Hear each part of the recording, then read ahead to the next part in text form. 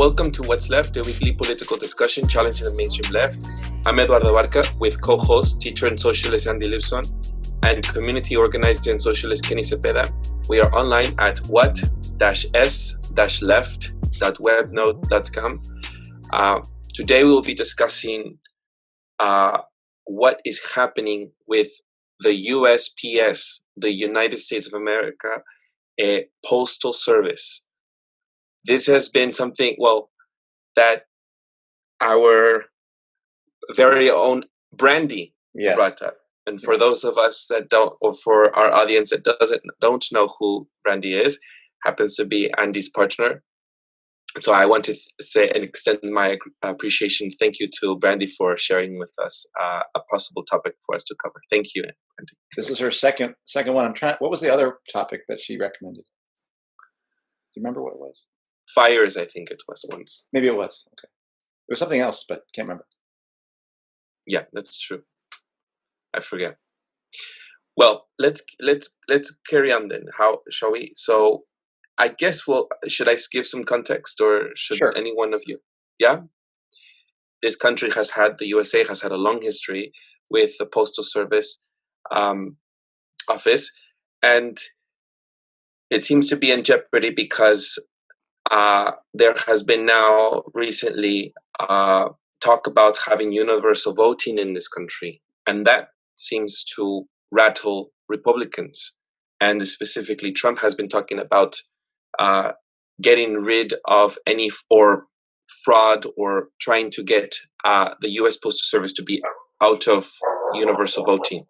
So what we are finding now is that there is a Postmaster General that is in the position of being able to allocate funds or be able to say what the post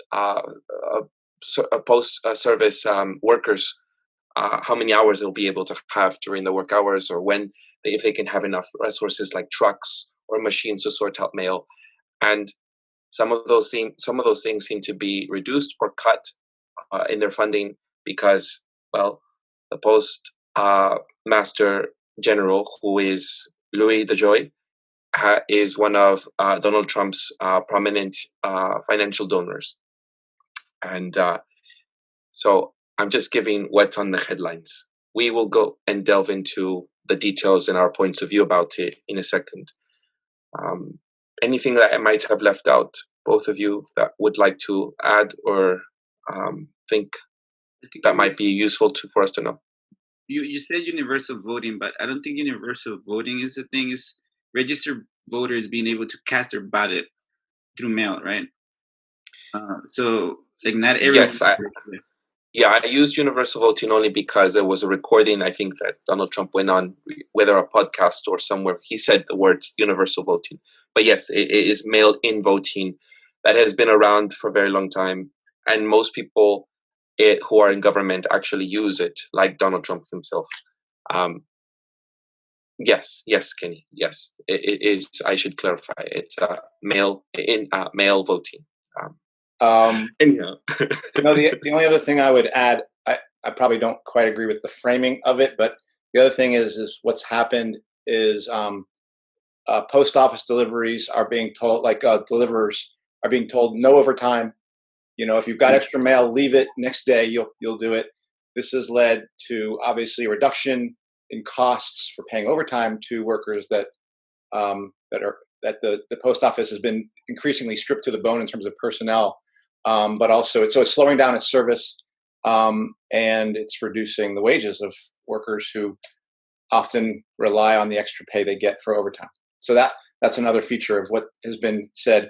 And there has been talk of getting rid of the more far-reaching and distant, more rural centers of distribution and becoming more centralized and in a higher density areas.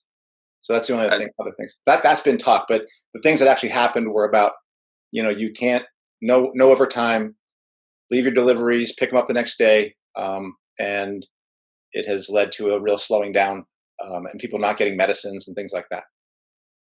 And I should say that there has been a long desire to privatize the post service. Right now, it is part of the government. So, I'm, Kenny, do you want to? I'm noticing, Andy, you have a lot of disagreements about the way I framed this. Yeah. Do you want to? You want to get into it? I mean, I think you actually already answered your question. You said privatize. That's what's going on here. This has nothing to. Yeah. It has to do with the elections. It definitely has to do with the elections. Yeah. But it's not about. In my mind, this is not about trying to gin up the elections through the mail process. It has to do with the elections in the same way that liberals will say, I'm not going to vote for a president who puts kids in cages, but wants Barack Obama back, who puts kids in cages. That's what's going on here. Like the Democrat, like the process that's taking place here is a continuation of the privatization of and an acceleration of the privatization of the post office, which has been going on for 50 years.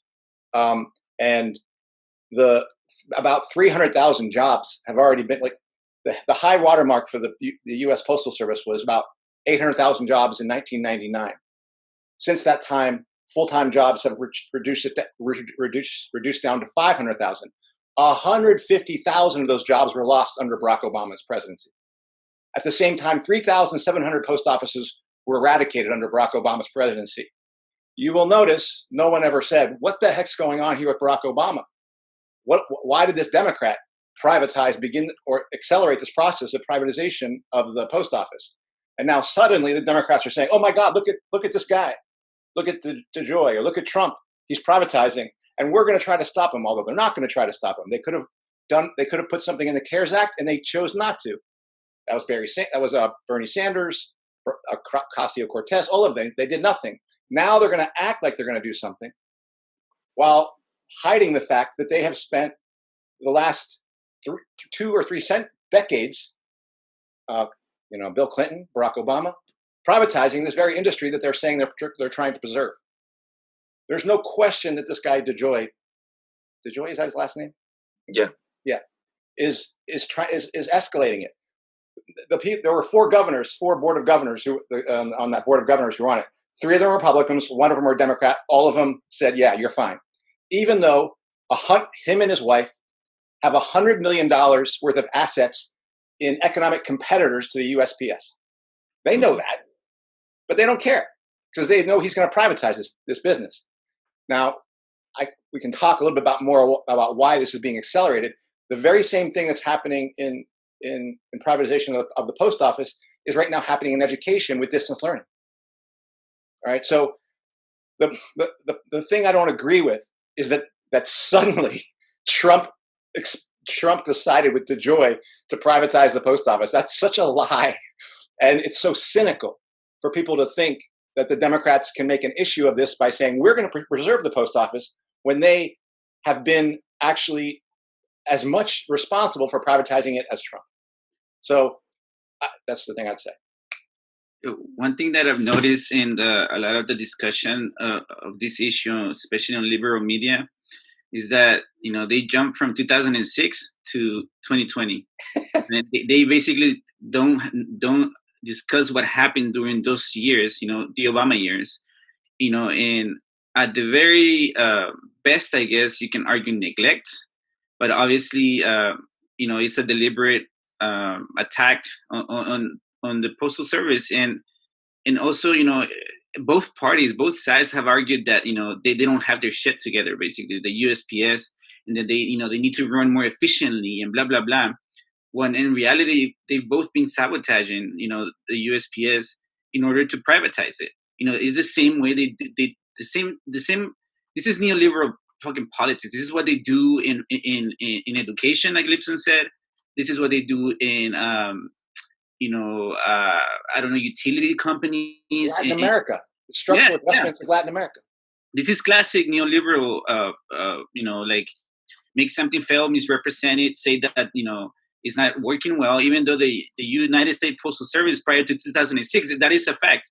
It was making profit, but then they were hentai by this, whatever Accountability Act in 2006, which was a bipartisan thing. Yes, it was mostly Republicans, but there was Democrats that allowed that shit to happen. And so, but obviously it's convenient now to make this connection to 2006, Republican government, into 2020, another Republican government.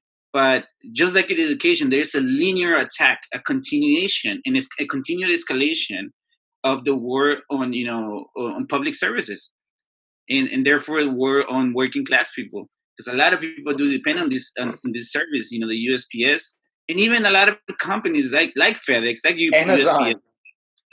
Amazon. So the thing that you mentioned earlier, the last leg, these remote areas, these companies don't go there because it's not profitable. So they leave it to the USPS, United States Postal Service to do that last leg. So, they have benefited from it. Who do you think carries all those credit card junk mail that you get in your houses? The United States Postal Service, and it's done for very cheaply for, all these banking companies, and, yeah. So, they're using it for political maneuvering right now. It's very convenient, and there's an information gap, big one. And the liberal media is willingly going with that, participating in that in the failure of analyzing the issue at its core. And can I just add one last corrupt hypocrisy? This guy DeJoy deserves to be, put over the coals for having what's it called, conflict of interest financially. But what do you say about the fact that when Barack Obama closed down 3,700 post offices, that it was the husband of Dianne Feinstein who made money off of selling those post offices? What is that? Like, that to me is like just as criminal and corrupt as what's going on here. And yet the Democrats get a pass because it's Barack Obama. I don't know, Eduardo, I don't know if you want to jump in. Well, and then again, obviously, they want to make it about democracy, and an attack on democracy, and and they're both making arguments in one way or another. Trump is talking about fraud, in voting, even though, like, 1 in 4, I think 1 in 4 votes casted in the last few elections has been, mailed in voting, and blah blah blah, and you have to go through a lot of hoops to actually commit fraud.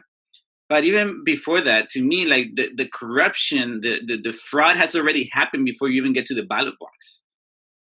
The political maneuvering, like, is not even from the liberal left perspective.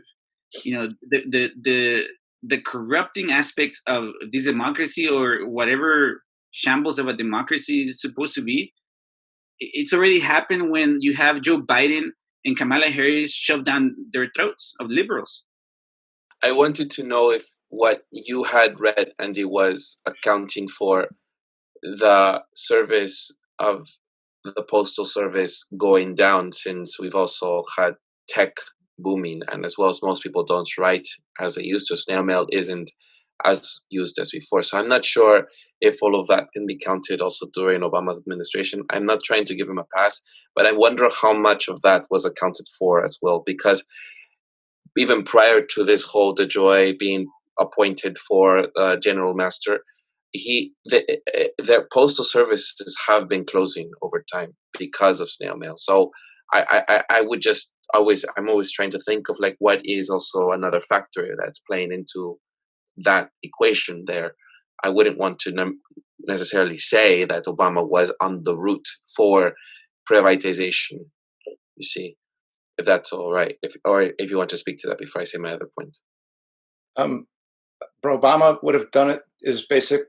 Obama is liquidating the US Postal Service for the same reason that Trump is, because they're saying it's not profitable, and then that it's running at a loss, and that it can't sustain itself. So no, maybe, but that's the reason.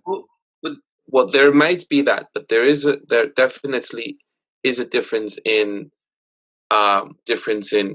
mail-in voting, right? There is a difference in those areas where there is a push for mail-in voting by the Democrats for a while now, and majority of Democrats, even they have pushed legislation for that to happen.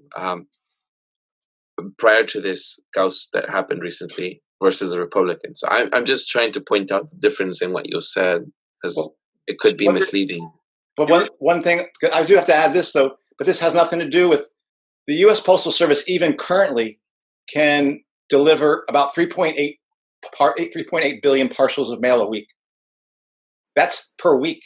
So there's 270 million possible voters. So there's no problem. The problem that they're going to run into is not at the point of the delivery of the ballot. It's going to be in the counting of the ballots, which is something that's not really what the U.S. Postal Service is even about. The Democrats are making this up. The Democrats are gaslighting. I was listening to a show about this from 2013, where basically it's a critique of the liberal media when that talking point was advanced by CNN and things like that. This soundbite of snail mail. In bringing this argument that the new technology or whatever has brought it. What has happened to commerce? Don't we all get packages? But guess who's doing that traffic? Amazon. Guess who championed Amazon as a great company and visited that company and empowered that company? Barack Obama. So if there is such a thing as competition killing the U.S. Postal Service, it is privatization. It is things like Amazon. Mm-hmm. But actually, I would argue, and I don't have numbers. Maybe people can go check themselves. I would argue no. There's actually more things being sent through the mail nowadays than in 2006. It's just different companies doing this. 41% of global mail still is coming through the USPS, and much of that is Amazon and mail. And I do agree with you, Andy, where this mail still could be done. I mean, during Christmas time, more mail comes through than that would be coming in if it was mail, even if everyone signed up for mail-in voting. So, but this is what Obama did. Obama cut full-time work and did increase part-time work that was a result of the 2008 crisis and the renegotiation of things. This is what happened: is about 150,000 full-time jobs were lost and part-time jobs were created. So you would work with the USPS during peak seasons, but other than that, you don't have those jobs. That's Barack Obama. Okay, you're welcome, working class. But there wasn't anything like what we have with the Joy, reducing the amount of trucks that are out on the field trying to send the mail, right? Or there wasn't, as well as the shortage of hours, mail workers being told to leave the mail where it is, where food is being rotten. There's tons of animals, and live animals that are sent over the mail that are being there, as well as thirdly, as well as the taking away of machines. And then still, Joy going to Congress recently and saying nothing's happening. There's nothing's going to, it's just sort of just lying to us, when we know from the union that the opposite is true, where there are things that are happening to the service that exists. No, so I feel like are you saying that this sort of abrupt disintegration happened during the Obama administration? I just want to be clear. Yeah, it's abrupt now that the Democrats is convenient to the Democrats, and it's abrupt because in 2011, Ralph Nader had a campaign around what the Democrats were doing. And the reason you didn't hear about it, Eduardo, is because the liberals let the Democrats do anything they wanted to and gave them a pass for anything. Because the attack was actually worse under Obama. He got rid of more post workers than Trump. Trump actually did this. Trump said, you know what, he said this about 2 years ago. He's changed his tune. He said the USPS has to actually charge more to Amazon because they're getting over on us. The USPS needs to charge more to Amazon. Now, he didn't mean it. I mean, he didn't follow through on it. But again, the attack on the working class was actually much greater under Obama. And just to that point, Eduardo, I think that's a problem that we have on the left. That, again, this fixation on Trump, and no doubt, there is an escalation. But there has to be there is an escalation with the FBI administration. There was an escalation, for example, on immigration. On the attack on immigrants from Bush to Obama to Trump. There is an escalation of war. There is an escalation of everything on the war and the working class. Period. So they're not disconnected. They're one. They're part of the same ruling class. They may have a different approach, but their job literally is to advance the empire, the capitalist empire.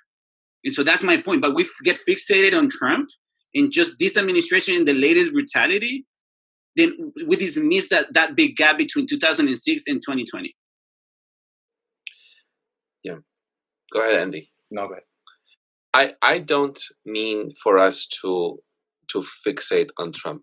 I understand that can be something we can go into it, and especially liberals. I just simply haven't personally. Maybe someone else can show me this. And yes, I would admit if it was my ignorance, but I do think that the Postal Service union has definitely come out during this administration to call out that there are definitely attacks on this workforce.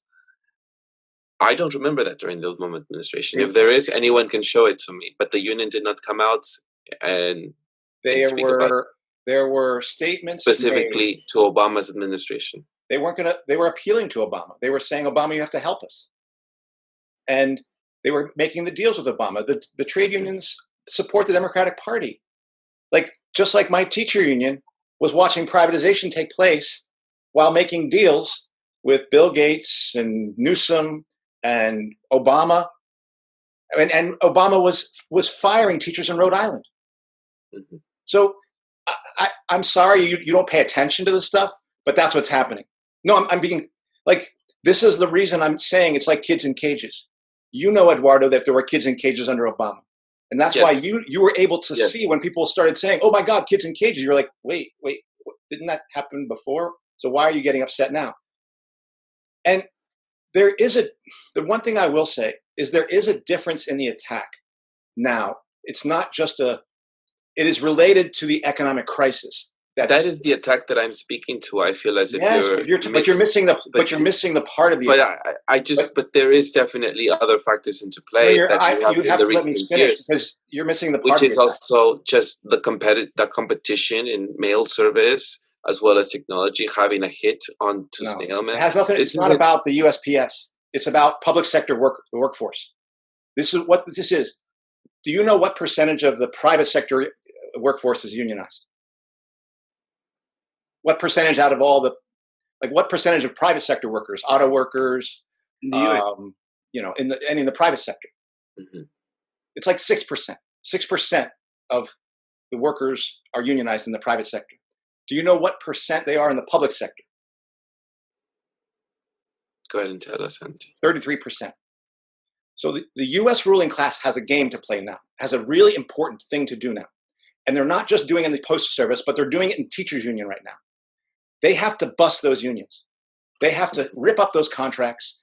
That's the way they're going to become competitive. They have to do massive structural adjustment that they did in Latin America here if they're going to be competitive with China. So this is why, if you think of it as a post office, you're missing the whole thing. This is an attack on public sector working class, which is taking place in all sectors. So my going to distance learning is part of that attack. Our contract doesn't even exist anymore before. We now have this MOU, which was written in 3 days, Memorandum of Understanding. The Memorandum of Understanding, which was put together in like a week, has more authority in my union than the current collective bargaining agreement that we've had for over 4 decades. That's been the structure for it. And they're going to use that Memorandum of Understanding to rip up our old contract and create a new one on new cloth. As well as they're going to bring all these private companies with the computer technologies to get rid of our jobs and to make it so we can't strike. That's the same. This is what's happening. If you think this is just about the USPS, you're missing the point. This is an attack on the working class, but through its most organized sector, the public sector workforce. And if they can bust those unions, then they can basically make benefits and healthcare something that workers all across the board can't ask. The reason Amazon has to pay its workers more than it wants to is because of the wages and benefits of USPS workers. If they can bust that union, they can bring those wages down, then they can screw their workers even harder. That's what this is about. And let me be clear. The Democrats are actually just as much in favor of doing that as the Republicans. And they've been part of doing that. And you have to understand that. If you don't understand that, then go vote for Trump or go vote for Biden, and you'll get it in a little while. I mean, I just wanted to add, and then we end up with more gig workers. Once they break down, union jobs like Postal Service and that, and obviously we know the state of the ununionized workers. I agree that there is definitely a larger agenda that is happening here to definitely, as we have also said on this channel/podcast, that there is a larger agenda to get rid of workers such as teachers and postal workers, and even people as like cashiers and these lower wage jobs that exist, that they're automizing the workforce. What I was only highlighting was that this has come about for the Republicans because of mail-in voting. I'm not. I'm. So that's what I was highlighting. I do want to. Excuse me. I do want to acknowledge that I'm sure consolidations and ways to optimize this specific workforce has existed. But again, I'm and I would like to just maybe point out those other factors. And I almost feel as if we are also possibly dismissing that this has come about because of people. I don't know. Maybe it's not that important to you about voting, but this is an attack on voting. No, whether we agree, I know what the three of us agree that the Electoral College is definitely the voice of the elites and the ruling class, and not the working class. For sure, that their votes is not going to be counted. But this is an attack on people's votes, specifically from the Republicans right now, and in some states from Democrats when they're trying to get the Democrat votes for them. But that's what I'm just trying to highlight on this episode, that this is what we're talking about, which is Trump's attack on the Postal Service. And that's fine. If you want to say that this has been happening since the one administration, I'm not disagreeing that did not have to happen. I simply wanted to point out the key difference. That's all I was doing. I assume when you say the attack on voting, it's because they're slowing down the delivery so that the mail-in ballots won't get there on time. That's what you're saying, right? Well, that is what's being. I agree. That's what's being said. So that's what's being done. No, but that's actually not what the problem will be. To the extent that there's going to be a problem, it's going to be with the election, with the people who have to count the ballots. The ballots are going to get in on time. The USPS is not going from 3.8. The ballots are not every state is going to get the ballots on time. There has already been delays, even in the past elections recently that we've had recently. There have been some delays already. So are those delays due to the Postal Service of the states? That's right. Because of tampering with the Postal Service as well. No, and not mail-in tampering. voting. No, it's to the extent that the delays have been, they've been counting the ballots that have come in, and that's the same problem they're going to have, and they're going to say that hasn't happened, and that is a problem with the election apparatus. Again, you wanted me to give you receipts on the way the Democrats have been rigging elections. I have the receipts if you wish to see them now. Go ahead, Andy. Okay. So let's just look at this very recent election. Now, this is your beloved Democrats who love elections. So let's look in California. My beloved Democrats. Let's look in California. Choice. I'm going to have to share my screen, okay? Yep. But first, look, this is Michigan. Look here at the gain or loss. This is basically comparing exit polls. This is the 2020 election. This is comparing exit polls, like I told you before, from the actual counted votes. Biden gain was 1.7% bigger in the exit poll. Sanders was 15% smaller than what. So in the exit polls, it seemed like he did better, but then they count in Michigan, and they see he's 15% down when they count the machines. That's Michigan.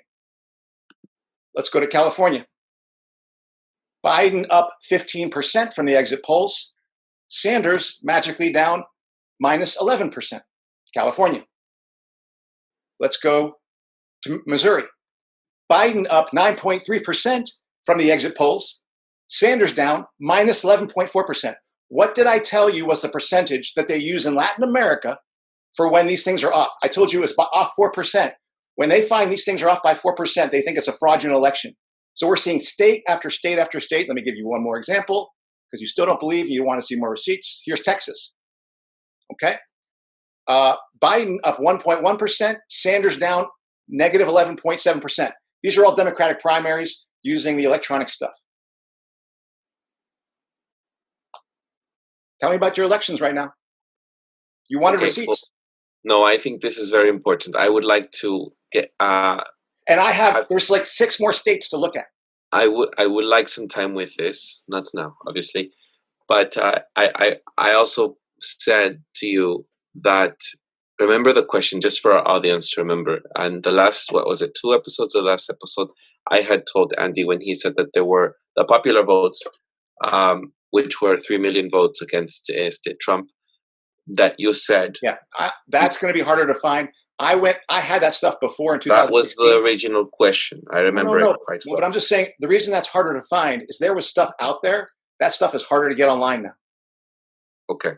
I'm just telling you. I mean, I can get it, and you'll have to go longer into finding it. But this is 2020, so it's just a repeat of 2016. This is the same election apparatus. These are the same states that are counting ballots, Eduardo.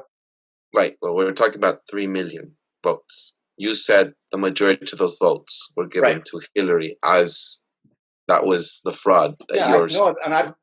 I would say, and I can find people. Right. It's harder to find now online, but who saw that there was the same kind of fraud that had been seen in the vote counting machines. Exit polls different than the things. I wanted to give you a more up-to-date example of 2020. So this is your Democratic Party that is worried about election fraud. My Democratic Party. Your Democratic, yes. Who's worried about election fraud that you're saying is now trying to protect the election from Trump's mailroom attack. And the mailroom attack is fraudulent because it's not even happening at the level of the mailroom delivery. 2, the Democratic Party is conspiring with the Republican Party to privatize the USPS, and they're just trying to hide that fact during the election.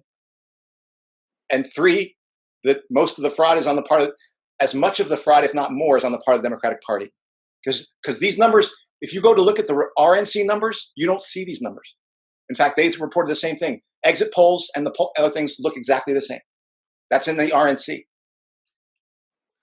Well, like I said, I would like to spend some time with those. And remember, I did say that you had dismissed the element of Russia hacking in the elections. Well, so we will delve into that. And for our audience, it seems like this one has been brewing for some time. I think so we have to delve into that. Yeah, Russia's gonna put a lot of agents undercover in the USPS, mail delivery rooms. Because if I remember right, Eduardo, you were saying that the troll farms played a meaningful or some kind of role in the election results, right? They played some role. What percentage? I'm not sure, but I have some. I saw a documentary. I also looked at some stuff that I would like for us to explore, and there are troll farms that exist, not just in Russia. So I don't want to be able to, including here as well.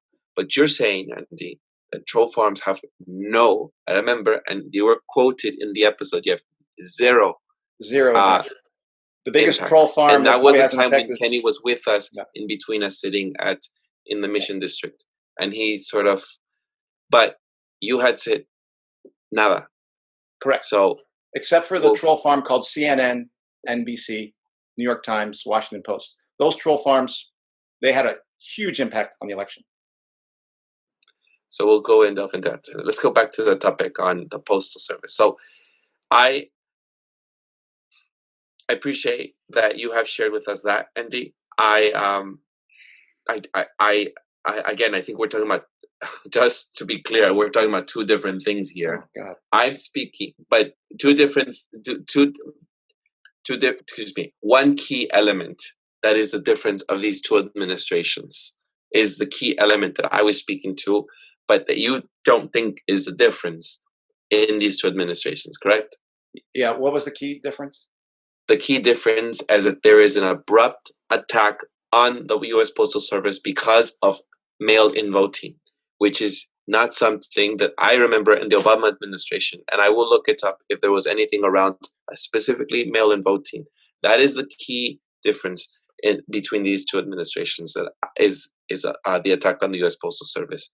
And you're saying that there isn't a difference. You're saying that there has been an attack that has already started from the past and is a continuation, and Trump is already making it. No, I would say exasperating the attack. There's a difference in the scale of what's probably going to be the upcoming attack, but the reason for the attack has nothing to do with the votes. The reason for the attack has everything to do with the recent collapse in the economy and the restructuring of the global economy and the U.S. economy in the face of competitions with China, which is why I'm linking this not just to privatization in Postal Service. It's connected to the privatization that's taking place in education.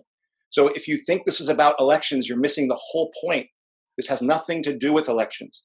And it's part of a misdirection about what politically is at play here. So actually the attack is worse than what you're saying, because it's actually not just about the elections. It has nothing to do with that, actually, except to say that the Democrats are using this as a way of reviving themselves in the elections. That's the only reason it has a role in elections. But the Trump's administration, you dismiss, has been ignited to do this attack because there isn't that element of mail-in voting that has been the driving force for this. That's not what's accelerating the attack. That's what Trump has been saying the entire time. No, he said it. I mean, it's the He accelerating. said it in an interview. That is what has the reason why he decided to hold back money, and that is a reason why, like, as well.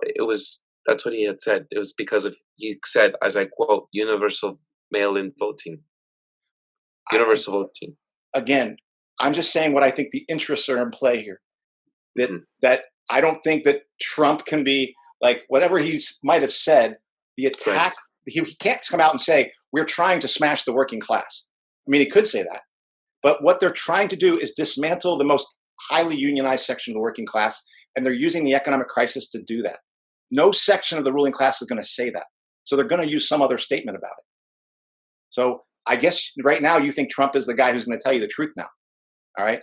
But the reality is that I think we're really misunderstanding ourselves right now, because I do think that we agree that there has been a continuation of attacks for the voting, but there is that difference. But I'll leave it there because I think you can continue on. I'm just saying I'll leave it there because I think we're just sort of gnawing at this scab for a while now. But there is a difference, in my opinion, I'll just state, in the driving force for why the attack is there. Has there been liquidation again to liquidate the US Postal Service? Yes, I agree. Did it happen under the Obama administration? Yes. Do I feel as if you're missing other factors? Yes, I do feel like you're missing other factors such as competition and as well as technology, the advancement of technology in the way that we communicate today. And I just would like for you to at least, I hate to use this word, but concede that there is a difference in that one piece of element. But I wouldn't hope. I wouldn't expect that from you. The issue I have with that, again, that argument, this fixation on drawing differences, that's literally how these parties operate. To try to draw a difference between us and them, when in reality they're part of the same continuation, war on the working class, and that's what we need to focus on. Not what these small, colorful, whatever differences. The fact is that there is a direct line on all these issues between one administration to another. I name one issue where they're really like that different. Yeah. And this is no different to that. And I think it's pointless. It's a waste of time to keep drawing that. Like, in me, like, as a socialist, that is what I have to drive. That there is no difference. There's a continuation. And whatever difference they want to display is just to fool you. And you're fooling yourself if you're buying that difference. And they may act differently, like, no doubt Trump, like, is most vociferous and shit, but he's doing the same shit Obama did. Obama just smiled at you.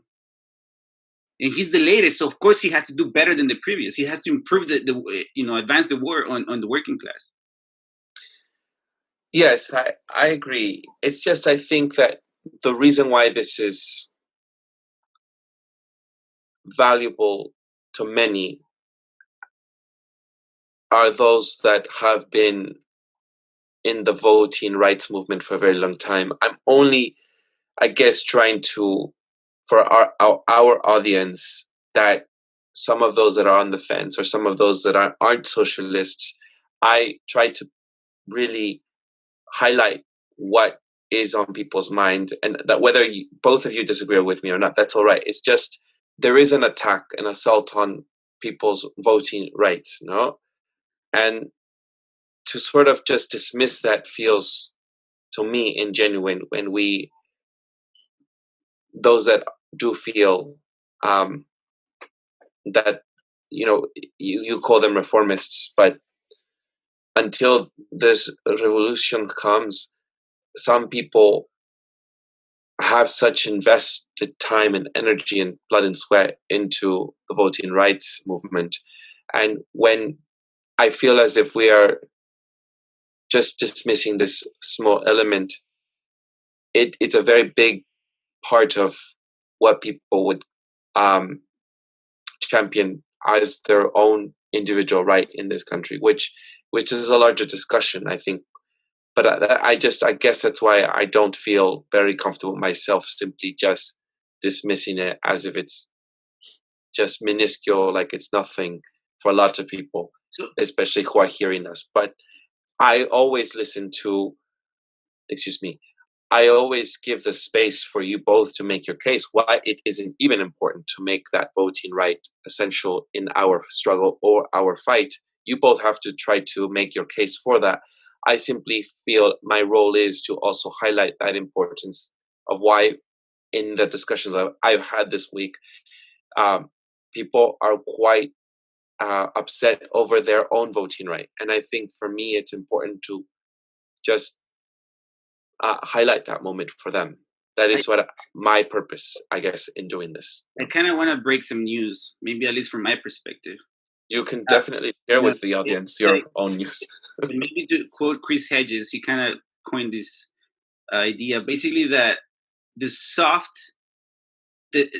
slow coup d'etat on democracy, it's over. We live in a corporate dictatorship. So whatever, if you want to hold on to feelings, you're about receipts. I'm providing my receipts, my argument, the science of logic. If it's about feelings, then we're having a different conversation.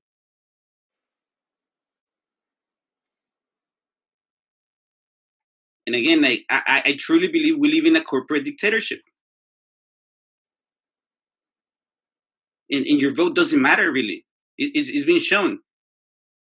Even if you have representatives of a certain class, we have majors of all colors, of all sexual identities, blah, blah, blah. Their job is to push trickle-down economics.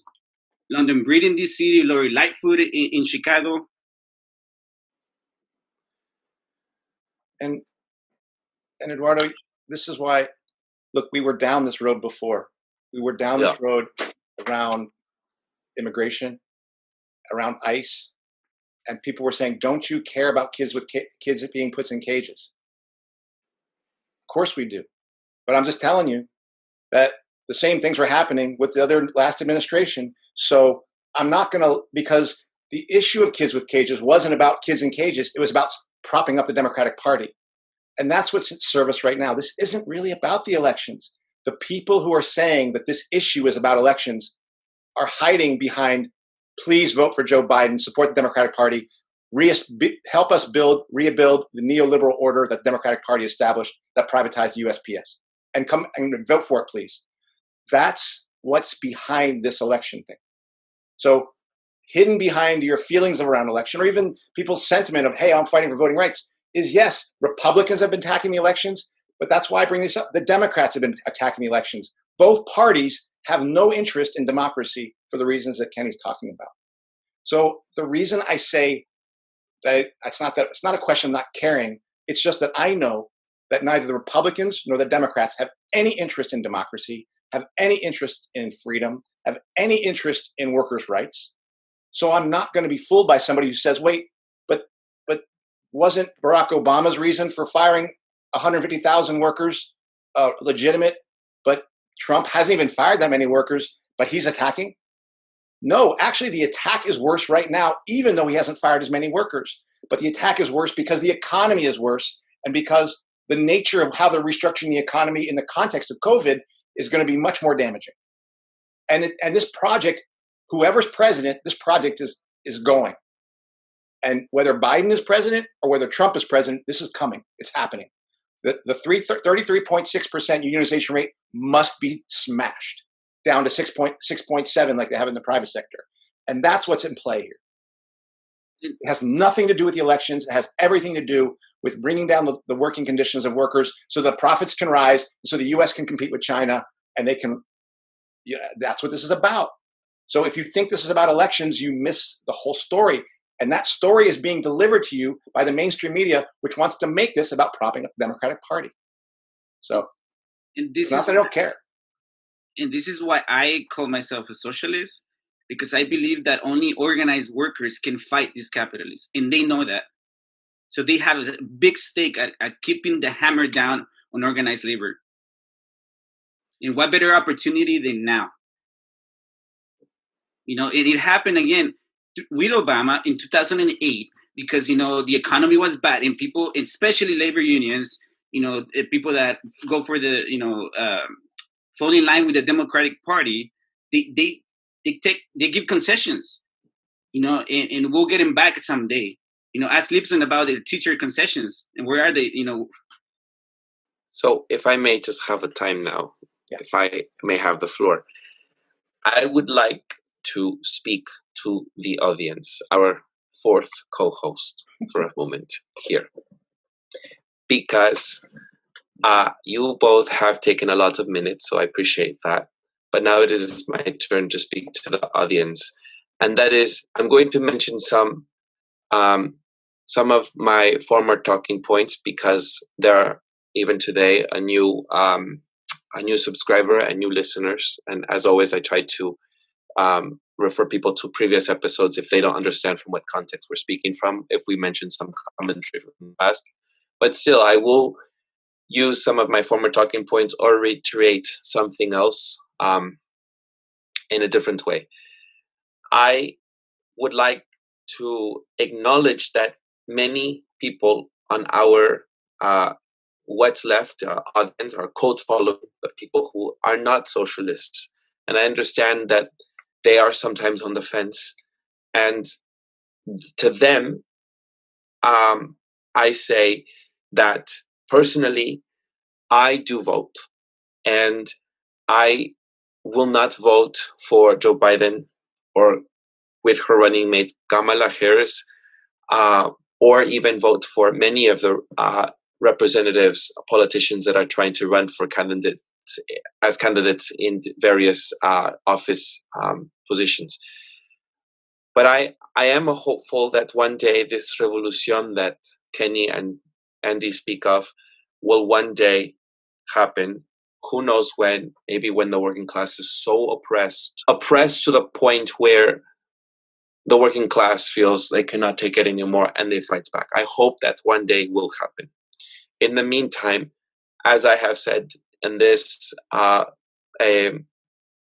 last channel, that there are certain propositions or resources that can be conserved or ways for us to hold back some of the damages that could happen from various administrations.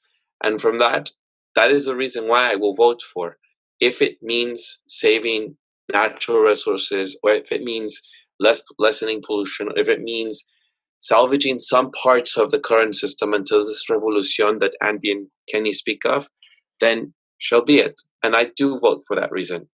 Andy and Kenny like to label me a reformist. I just think I like to salvage what we have until this revolution happens.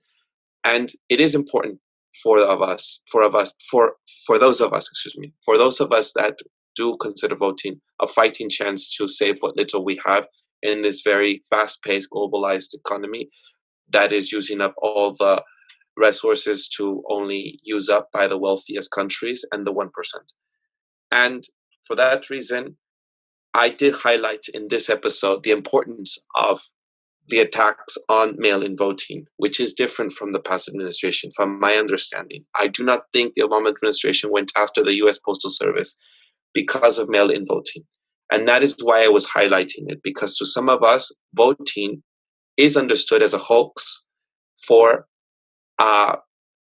like the electoral college that votes for the presidency.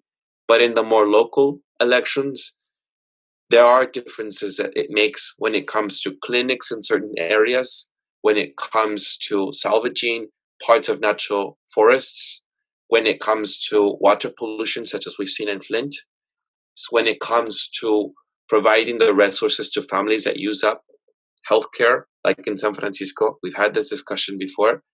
And it is very little, and it is an insult. But it is what we have currently. And I think whatever can be salvaged, whatever can be used in the momentary time until this revolution happens, that is what I think that we should try to, as the struggle continues. This whole notion of, all or nothing is just challenging. That's like saying recycling doesn't work, so just put everything in the landfill. I think that we can try to put some stuff out to the landfill and try to use up other ways to put paper in different places, even though it's not a very good system for our waste. But that is not the Kenny and Andy point of view when it comes to this. So I understand. That is my reason for highlighting the vote-in-mail position on the attacks of the US Postal Service. And Louis DeJoy is a prominent donor, and there's complete allianceship in corporate interest driven. Not to say that the Obama administration isn't. I don't mean to give any pass to a Democrat. I was only highlighting the key difference. And so to that, I'm only appealing to those that listen to this. If they find anything in that, they can. And those that are more convinced by Andy and Kenny, that group go there and this group go here, and hopefully we one day will be together. But I'm not interested in convincing Andy or Kenny, as most people know. I'm interested in appealing to my base here. I'm hoping to convince you of Eduardo, but obviously I didn't. You will need me, Andy. I do. When they're after you, Andy, you will have a hiding place under my door. Thank you. With your caramel-colored left side. I will take you the Underground Railroad down to Mexico. I'm fine with leaving it at that. I don't know if Kenny, you want to add anything, but I'm fine. I appreciate, Eduardo, you taking the. You're opening other cans of worms here, because I want to talk about recycling. I want to talk about Obama and the donors, in the tech industry. I got to go put this in a landfill right now. Sorry. I guess again. Well, quickly before you do it, Andy, Kenny, Andy and Kenny, the Y's at the end. There must be a reason. No, before you do it, Kenny, maybe just using that as this whole bottle thing. It feels to me like both of you are saying, like, F recycling.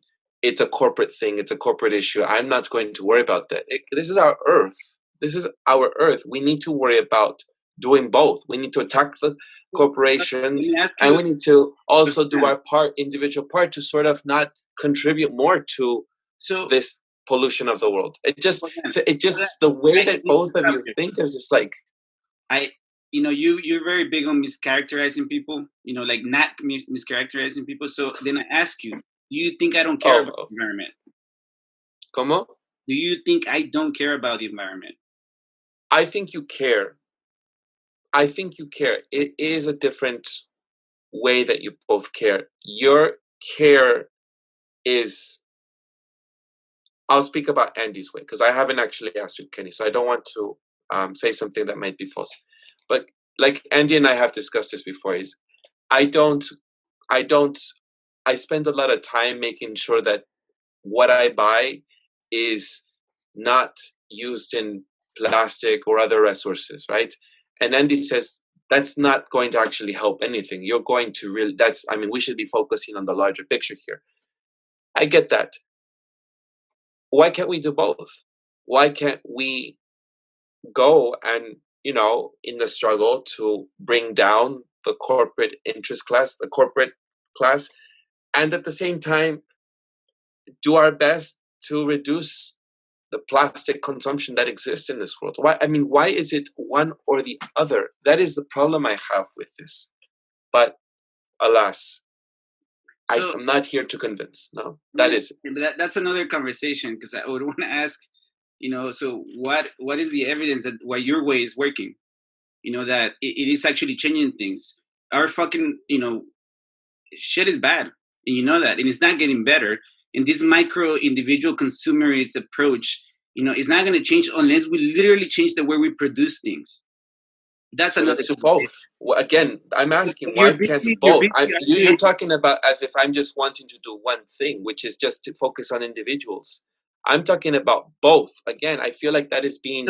So then yet you leave the revolutionary work to other people. So where is you doing both? Well, that's a good question, and I think that would have a larger discussion. What I'm saying is, why can't we have differences about how we approach, for example. I think that's why I'm not delving into that one, Kenny, because you're talking about where my principles and my ideals are with whether I'm for socialism or not. And as I have mentioned in the past, I consider myself to be a more syndicalist libertarian, and that isn't necessarily a socialist. So I have different I still have unresolved issues around socialism, which is the reason why I'm not actually constructing this Noah's Ark with you both, right? So I think that when I see the deluge come, I'll hop onto it, But again, I don't. It's not like I disagree. It's just simply I have unresolved issues, and I think where I agree is I'm an anti-capitalist and I focus on what we agree. The three of us agree. And I also wonder what can we do to salvage the natural resource, this land, to not pollute and not to destroy what little we have of this earth. We're consuming at such a high rate. By the time your revolution comes, Kenny, I don't know how much your revolution is going to come, how much more of this earth we're going to even have to even make it worth living here. By the time you end up educating everyone in the world about individual consumerism, we'll see. But that's not what I do. I'm just saying, let's do both again. But I just want to bring it back to the mailing votes, and I do hope that the ballots are printed in problem-free paper, because it's going to be millions of those things. Oh boy. I love it, Kenny. I love it.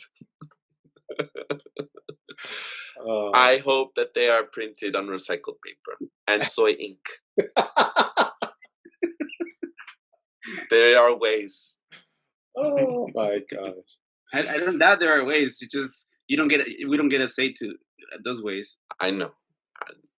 But yes, we don't have a say.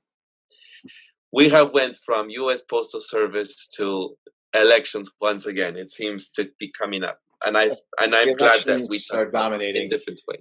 Yeah. But I'm done. All right. Let us conclude. No. I appreciated getting the chance to watch Kenny and Eduardo kind of go back and forth and have that struggle together. I appreciate being able to be part of that. So. This is what we call the ring. Once we're out of it, it's different. But honestly, if this is what we do, like, we have to be okay with disagreeing with each other. Yeah. All right, here we go. That does it for this week's episode. What's Left is a weekly political podcast / channel challenging the mainstream left. We post information about our topics and our guests on the episode notes, wherever you found this episode, or on our blog at what-s-left.webnode.com. You can find past episodes to this podcast / channel there and connect with us. I remind folks that if you like anything that you have heard here, please share your favorite episode, rate, review, and subscribe to any of our 6 platforms. And quick note, there seems to be an algorithm issue with how our listeners are getting their episodes. Please turn on your notification notes. That would help us as well to have our listeners be in tune to what we are posting. You can find us on any of our 6 platforms on Spotify, iTunes Podcast, Stitcher, Google Play, Bitchute, or YouTube. And if you would like to give us feedback about something you've heard or suggest something for us to cover, contact us through our blog. I'm Eduardo Barca with co-hosts and the lovely Andy Lipson and Kenny Cepeda. See you next time. Thank you. YouTube is censoring us now.